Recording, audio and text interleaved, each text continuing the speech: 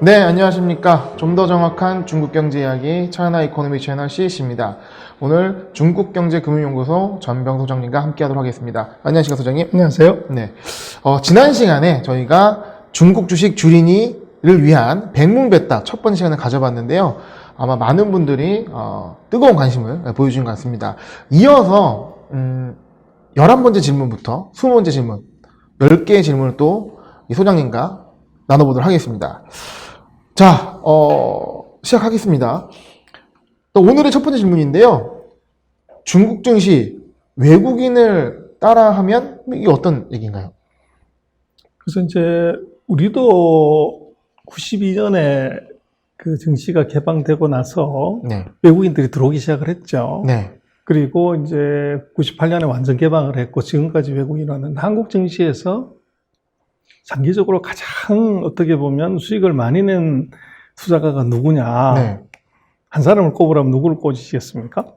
뭐 외국인 따라하기라는 말도 있는 것처럼 외국인 다 돈을 벌어갔다 이런 이미지가 있는데요. 그래서 국내 같은 경우는 뭐 지금은 이제 그 돌아가셨지만 삼성의 이건희 회장이 투자를 제일 잘하신 거죠. 그래서 그게 뭐 85년에 4,800원짜리 그 액면부단 하기 전에 네. 그 회사가 이제 250만 원 갈 때까지 그대로 계속 보유했으니 엄청난 수익이 사실 난 거죠. 네. 근데 그거하고 거의 이제 같은 맥락으로 놓고 보면 외국인들이 삼성전자나 SK텔레콤 뭐 이런 회사들을 사서 장기 보유하면서 이제 엄청난 수익을 사실은 냈죠. 그래서 지금도 그렇습니다. 외국인이 사면 주가가 올라가고 네. 팔면 이제 떨어지는, 또 외국인이 사는 것들을 보면 코스닥의 작은 주식을 사는 것이 아니라 소위 말하는 이제 블루칩을 사죠. 네. 그래서 이제 중국 같은 경우는 2014년에 이제 후션 강동이 시작이 됐지만 그 이전부터 QP라든지 RQP, 그러니까 기관 투자가들은 시장이 완전 개방되기 전에 먼저 주식을 살 수 있었습니다. 개인이 아니고 기관 투자잖아요. 네. 그래서 중국 감독원의 승인을 받은, 우리도 네. 자본시장은 우리가 92년에 개방이 됐지만 코리아 펀드, 이제 코리아 유로 펀드 같은 회사들은 1984년부터인가 한국에 투자하기 시작을 했었어요. 네. 그래서 지금도 뭐 대우 리서치가 뭐 어떻게 보면 대한민국 리서치의 사관학교다, 뭐 이제 그런 얘기들을 많이 하는데, 뭐 제가 처음 대우 리서치에 입사했을 때 그때 이제 그 애널리스트 일의 거의 절반이 코리아 펀드의 종목을 레커멘데이션 하는 일이었었어요. 그래서 그때부터 이제 이 어떻게 보면 그 외국인들의 투자가 네. 본격적으로 시작이 됐고, 또 대우 리서치가 그렇게 셌던 가장 큰 이유도 보면 미국식 리서치를 해서 리서치의 그 정보를 전달하는 방법을 그 네. 방식으로 이제 하라는 거죠. 외국인 대상이었기 때문에. 그렇죠. 외국의 이제 펀드가 대상이었으니까. 네. 그래서 한국의 기업들의 종목 추정, 수익 예상, 리포트 폼, 그게 전부 이제 대우 리서치부터 나오는 건데, 그게 이제 대우 리서치가 미국계 기업하고 같이 이제 보조를 맞추다 보니까 리서치 자체가 이제 국자가 그대로 된 것이죠. 네. 그래서 뭐 지금 이제 그때 아마 스카타 캠퍼라는 이제 그 투자회사가 한국물을 투자하는 펀드 매니저가 이제 스카타 캠퍼의 사장까지 갖췄습니다. 그래서 한국물의 투자를 이제 전 세계 컨트리 펀드 중에서 가장 최고였기 때문에, 그래서 그 닉 브레트 사장이라고, 그래서 한국에도 지금 이제 그 잔리 사장 같은 경우가 거기서 같이 일을 했던 분이죠. 근데 그 이전에 이제 로버트 킴, 뭐 이제 그 이전에 또 매니저들이 또 있었고, 그래서 제가 그 80년 이제 중반부터 코리아 펀드 일을 쭉 같이 해봤는데, 결국은 이게 지금 좋은 주식을 이제 어떻게 오래 잘 가지냐 하는 것이 중요한데, 중국도 사실은 마찬가지입니다. 외국인이 보유하고 있는 이 비율이 상위 50개 종목, 외국인이 많이 가진 비율, 요걸 같이 이제 계산을 해보면 이 후선 300 지수, 우리 같은 코스피 300하고 같이 비교를 했을 때 외국인들의 이 보유 종목, 주 보유 종목 50 종목이 24배 올라갔습니다. 그래서 지금 차트에서 보시는 이제 위로 올라간 상향이고, 이 후선 300 중에서 이제 외국인이 보유한 50개를 뺀 나머지 250 종목들의 수익률은 거의 종합주가 지수와 비슷합니다. 역시 외국인이 잘했네요. 그렇습니다. 그게 이제 결국은 세상이 아무리 흔들려도 펀드멘탈은 흔들리지 않는다. 그 리서치 차이라고 볼 수 그렇죠. 있겠습니까? 예. 백투더 베이직으로 이제 네. 들어간 거죠. 그래서 그 외국인 따라하기가 그런 효과를 냈다 그렇게 볼 수 있습니다. 이게 소장님께서도 뭐 어떤 자료에서 말씀하시는 이제 외국인 스마트머니 움직임이 시장을 선도한다 하는 게 같은 맥락이겠네요. 그렇습니다. 아, 예, 중요한 것 같습니다.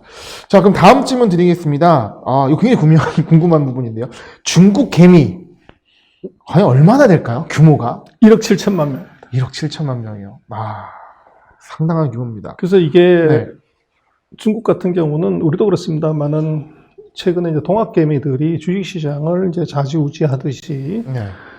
그 우리나라 인구의 거의 뭐 3.5배가 되는 인구가 주식 투자를 한다는 거예요. 네. 그러면 1억 7천만 명이 양떼 1억 7천만 마리가 한 방향으로 그냥 누가 휘바람 불어가지고 야 달리자고 그래서 그쪽으로 불면은 네. 1억 7천만 마리가 달리는 것은 정부도 중국 공산당도 이걸 멈출 수가 없어요. 그런 경우가 몇 번 있었죠? 그렇죠. 그게 네. 바로 이제 2008년, 2015년 개인들이 그대로 내달렸을 때 정부가 무슨 소리 해도 먹히지가 않는 거죠. 네. 그래서 한국도 뭐 지금 부동산 같은 경우가 정부가 무슨 얘기를 하더라도 네. 이게 5천만 국민들이 한 방향으로 가버리니까 이게 네. 잡히지 않는 거죠. 그렇듯이 이게 지금 1억 7천만 명이 중국 개미입니다. 그래서 네. 중시의 방향은 이 지금 왼쪽에 있는 차트가 뭐냐면 월별로 그 신규로 계좌를 트는 사람들의 숫자예요. 개인들이. 네. 그걸 보시면 종합주가지수가 이제 파란 색깔인데 네. 요것하고 아주 일치합니다. 아, 그러네요. 네. 개미들이 들어오면 지수가 올라가고 네. 개미들이 안 들어오면 네. 이제 지수가 빠지는. 뭐 반대로는 주가가 오르니까 또 들어오기도 하고. 그렇습니다. 네. 아, 굉장히 유의미한 차트인 것 같습니다. 아, 그러면 중국의 개미는 1억 7천만 명. 네. 자, 또 이어서 연관된 질문인데, 이것도 굉장히 중요한 것 같은데, 그 중국 증시에서 개인 투자자, 개미의 비중이 어느 정도를 차지합니까? 52%입니다. 52%요. 52%도 적지 않은 금액 숫자인데 네. 2003년, 4년 때는 95%였습니다. 아, 그때였군요. 그래서- 90%가 개인이었던 시장. 그렇습니다. 그래서 이것이 이제 중국도 최근 뭐 한 5년 사이에 네. 기관들 비중이 굉장히 커져서 음, 이제는 기관들이 48%, 네. 이제 개미가 52% 네. 이런 정도로 줄어들었고 네. 그러다 보니까 이제 아까 잠깐 보셨습니다만은 외국인들이 사는 이제 주식들이 이렇게 오다가 네. 한 5년 사이 이렇게 쫙 올라오죠. 그 이거 자체가 뭐냐 그러면 중국 내부적으로도 기관 투자가들의 비중이 커지면서 네. 소위 말하는 이제 테마주가 아닌 펀드멘탈에 이게 투자를 늘리니까 외국인과 기관들이 공동으로 블루칩을 사게 되면서 네. 이것의 수익률이 굉장히 좋아지는 그 효과가 나타난 어떻게 것이죠. 보면 예전에 뭐 8, 90%가 개미였던 시장에서는 쏠림 현상이 강했고, 그렇습니다. 좀 약간 후진적인 증시 형상이 나왔는데, 그렇습니다. 지금은 펀더멘털에 근거한 투자가 이루어지는 시장으로 바뀌고 있다. 그렇습니다. 아, 그 8, 90%가 개인이었던 시장은 옛말이었네요. 그렇죠. 네. 지금은 그래서 지금 외국인 특히 이제 한국 같은 경우가 중국에서 승부를 내기가 조금 쉬운 것이 네. 이제는 우리가 뭐 우리도 그렇습니다. 외국인이 한국의 코스닥에 손바닥만 회사를 살 수 없지 않습니까? 네. 그러다 보니까 기업 내용이 있고 보고서가 있고 이런 회사를 사다가 보면 이것이 이제 어떻게 보면 외국의 기관처럼 수익이 좋게 나는 그런 네. 결과가 나타날 수 있습니다. 아, 잘 알았습니다. 그럼 다음 질문 드리겠습니다. 아직도 중국 개미는 살아 있습니까? 그래서 이제 90%에서 52%로 이제 줄어들었다고는 하지만 네. 이제 과거에 비하면 이제 영향력이 절반으로 줄어들었는데 네. 문제는 한 달에 네. 신규로 계좌 개설하는 사람이 150만 명씩 됩니다. 그래서 우리 같은 경우에 뭐 동학개미들이 한 200만 뭐 들어왔다 그래서 이제 한국 시장이 이 난리가 났는데 네. 중국은 한 달에 이제 150만씩 들어온다는 거죠. 그러다 보니까 지금 이게 이 개미 투자가들의 계좌 개설 수하고 네. 종합주가 지수의 이 상관성이 굉장히 높아요. 그러니까 이제 그 후광통 버블이 터지면서 주가 크게 한번 밀렸었잖아요. 그렇죠. 그때 뭐 개미 투자자들이 많이도 손해를 보고 시장에서 이탈했었는데 그러면서 뭐 비중이 줄었다기보다는 신규는 계속 늘어나고 있다. 그리고 개미 투자들이 살아 있다 말씀이신 거죠? 그렇죠. 그런데 네. 이제 개미 투자가들이 지금 뭐 주식 투자하는 사람이 1억 7천만이라고 하더라도 네. 뭐 인구가 지금 14억인데 네. 그래서 투자하는 사람이라고 해봤자 한 13, 4%, 15%가 안 되는 거죠. 네. 비중은 크지 않다. 지금. 그렇죠. 네. 그래서 아직도 뭐 30%, 40%를 간다고 하면 네. 지금보다 2배 이상의 이제 투자가들이 더 들어올 수 있는 거죠. 그러니까 중국에서도 뭐 동학개미 운동 일어나면 뭐 엄청 무서울 것 같습니다. 그렇습니다. 그래서 지금 보시면 이 차트에서 뭘 얘기를 하냐면 이제 종합주가 지수하고 네. 이 개미들의 이 거래량입니다. 네. 그리고 이제 그 계좌 개설 수요. 그래서 네. 최근에 이제 주가가 올라가는데 그때 보시면은 이 회색 차트가 바로 주가 지수고 개미들이 최근에 다시 이게 늘어나면서 이제 지수도 올라가는 네. 이런 현상이 나타나는 거죠. 그래서 이제 개미들의 신규 계좌 개설 수가 네. 이게 종합주가 지수를 예측하는데 굉장히 유용한 네. 이제 정보다 그렇게 볼 수가 있습니다. 네, 알겠습니다. 그러면 5번째 질문 드리겠습니다. 주식 투자 같은 경우는 우리가 직접 투자잖아요. 동학개미운동도 자기가 직접 투자하는 거. 근데 과연 중국에서 이 간접 투자라고 할 수 있는 펀드 투자 어떻게 이루어지고 있습니까? 그렇습니다. 뭐 중국은 개미들이 어떻게 보면 자기가 직접 투자하는 것이 대부분이었고 또 중국은 이게 핸드폰이 네. 이게 지금 16억 5천만 대가 보급이 되면서 이 핸드폰으로 투자하는 것이 일상화가 되다 보니까 이제 개미들이 많이 했는데요. 근데 문제가 이제 최근 한 2년 사이에 시장의 상황이 바뀌었습니다. 테마주가 아닌 네. 이 어떻게 보면 펀드멘털로 가는 것에 이제 주가가 많이 올라갔고 또 이제 뭐 이게 세상이 너무 복잡하고 전부 이제 핸드폰으로 정보가 오니까 따라가지를 못하는 일이 벌어져요. 그러다 보니까 이제 이거 전문가한테 맡겨야 되겠다. 네. 그래서 이제 펀드를 사는 이제 개미들이 대폭 늘어났습니다. 오히려 저희랑 반대네요. 그렇죠. 네. 그래서 우리 같은 경우도 이미 학습 효과가 있었죠. 우리도 펀드 바람이 뭐 2001년에 현대증권 뭐 이익시 회장이 했을 때부터 그때도 바람이 세게 불었고, 그래서 우리는 펀드 바람이 불었다가 이제 펀드 수익률이 안 좋아지면서 개미들이 이제 자기가 직접 하는 현상인데 중국 같은 경우는 지금 중국 개미들의 정보력 가지고서는 시장을 못 따라가는 거죠. 그래서 2020년에 보면 펀드가 사상 최대로 지금 2000년 이후에 20년 만에 최대로 많이 펀드가 팔렸습니다.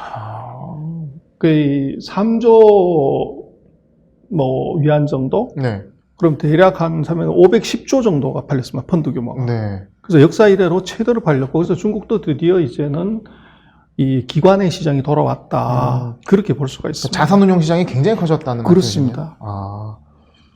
또 시장에 주는 함의도 굉장히 클 것 같습니다. 6번째 질문 드리겠습니다. 중국 개미들은 어떤 거를 주력으로 투자하는지 궁금한데요.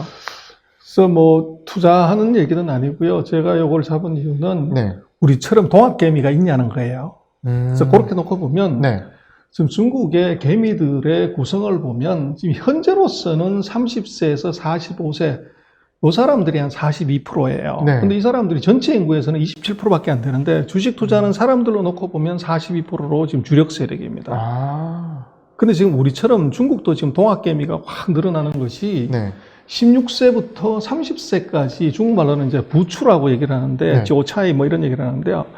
우리가 부추 같은 경우는 이제 전부치고 하는 그 부추가 이 여름에 낫으로 베더라도 금방금방 또 자라는 거죠. 그래서 중국의 개미들을 부를 때 부추라고 이제 그렇게 이 닉네임을 부릅니다. 우리 동학개미처럼. 잡초 같은 거네요. 뭐 잡초라기보다는 금방금방 나죠. 배도 계속적으로 자라는 건데 이 사람들의 비중이 지금 37% 가까이 됩니다. 그러니까 중국 개미의 주력 세대가 확 이제 바뀌고 있다는 거죠. 그래서 뭐 한국하고 비슷한 상황이 지금 이제 벌어지고 있다 그렇게 볼 수가 있고요. 어떤 흐름 자체는 다 뭐 글로벌하게 비슷하게 움직이는 것 같습니다. 그 다음 차트도 같이 한번. 그래서 이거는 뭐 이제 뭐냐 그러면 이제는 중국도 90년대생이 왔다는 겁니다. 그래서 지금 이제 라이프 사이클로 보면 최근 이제 한 20년간은 이제 50년생, 70년생 요 사이들이 주식시장을 주도했다가 지금 이제 최근 1년 이 사이에는 90년생들이 대거 진입하면서 이 사람들이 주식시장의 실세고, 근데 이 사람들의 나이대로 보면 앞으로 한 10년 정도를 이제 00년생들이 이제 돈 벌기 전까지는 이 사람들이 주력이 된다는 겁니다. 한국처럼. 그래서 이 사람들의 특징은 어렸을 때부터 이제 핸드폰을 갖고 놀았고, 지금 이제 중국도 뭐 교육을 엄청나게 시키기 때문에 랭귀지 배리어가 없습니다. 그러다 보니까 정보를 받아들이는 속도가 굉장히 빨라졌다는 거죠. 그래서 한국하고 똑같은 이제 그런 동학개미들의 수준의 사람들이 이 사람들이 앞으로 한 10년 정도 이제 중국 개인 투자가 시장을 아마 네. 주도하게 될 겁니다. 중국의 개미 90년대생을 주목해야 한다 말씀이셨습니다. 7번째 질문입니다. 아까 펀드 얘기와 비슷한 것 같은데요. 중국의 펀드도 규모의 경제를 갖고 있습니까? 그렇습니다. 그래서 지금 중국의 펀드가 아까 말씀드린 것처럼 2020년에 네. 최근 20년간 뭐 최대로 많이 팔렸고 네. 거의 510조 가까이 이제 새로운 돈이 들어온 거죠.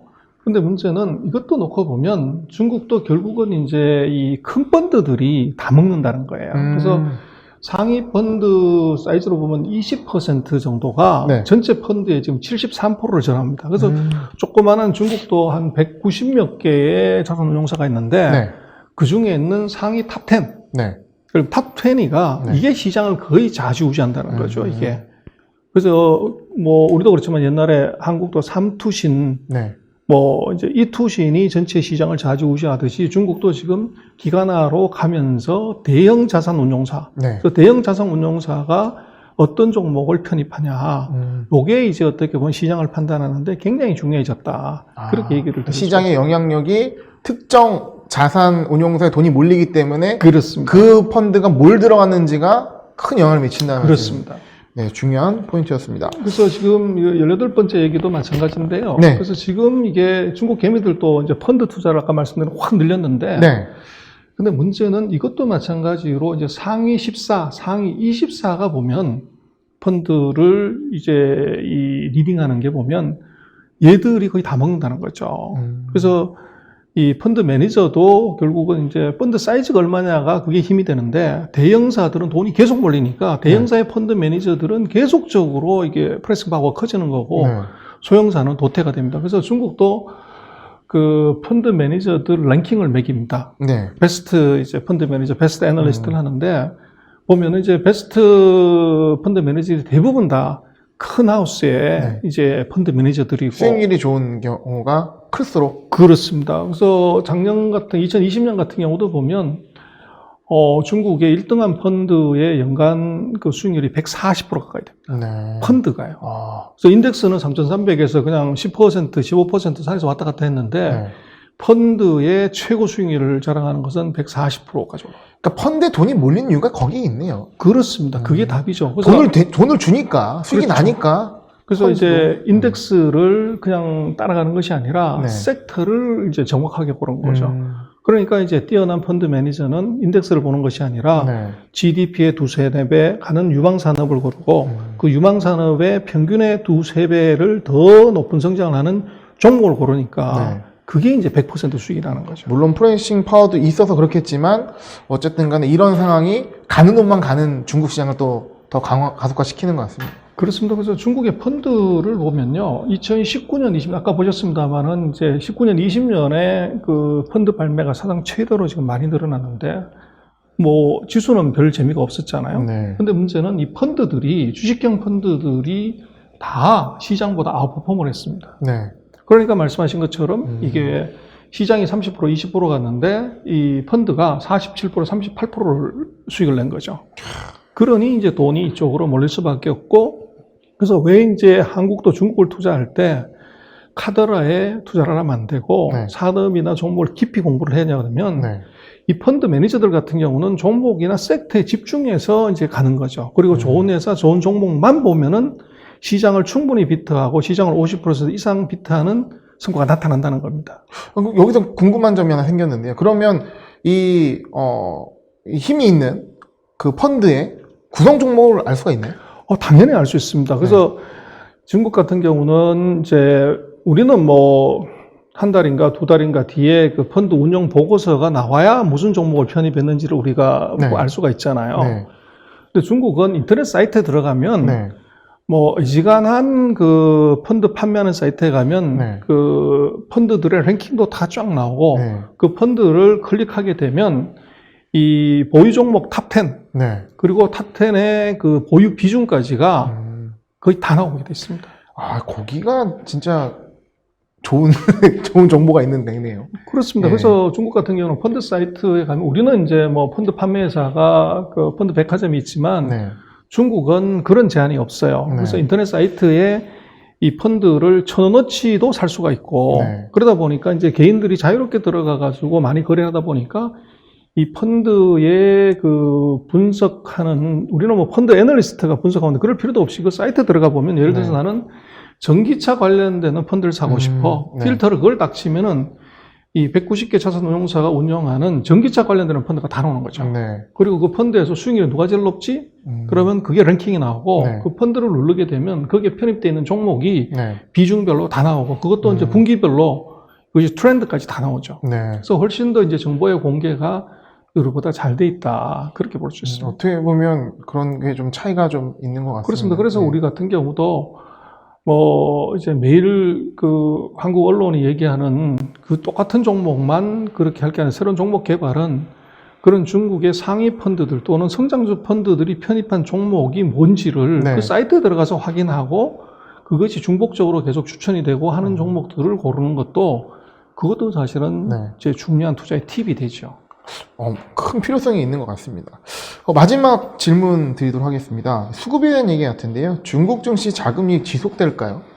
그래서 뭐 지금 랭락부터 시작해서 글로벌 펀드 매니저들이 2021년에는 이제 중국을 봐라. 네. 돈이 중국으로 간다. 뭐 이런 얘기들을 많이 하는데 제가 볼 때는 물론 외국의 돈을 갖고 들어와서 주가가 올라가는 경우도 있겠지만 더 중요한 것은 이제 그 국내 안에서의 이 자금이 중요해요. 그래서 네. 지금 한국 같은 경우도 보면 뭐 외국인은 뭐 10개월, 11개월 동안 누적으로 계속 팔았지만 이제 동학 개미들이 사가지고 인덱스를 올린 거잖아요. 사상 네. 최고치를 만든 거단 말이에요. 네. 그래서 이제 상승의 주역이 동학개미였죠. 그렇습니다. 그래서 외부 자금, 외국인의 자금은 제가 볼 때는 양념이고요. 네. 그래서 컵에 물을 부었을 때 마지막 한 방울을 부어가지고 넘치게 하는 것이 외국인이지 컵을 채우는 것은 국내입니다. 네. 그래서 이제 중국 국내의 자금이 어디로 흘러가냐를 요거를 잘 봐야 되는데 네.